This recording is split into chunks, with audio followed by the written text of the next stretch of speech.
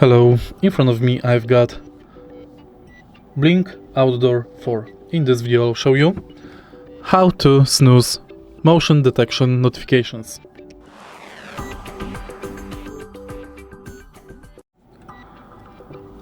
This camera has helpful feature thanks to which you can quickly disable for a time motion detection notifications.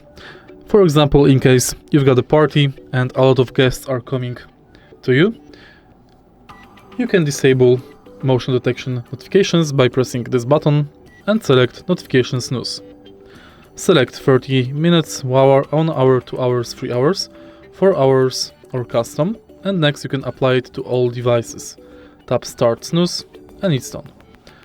To stop the snooze, tap this button again and end. If you find this video helpful, please leave like, comment and subscribe.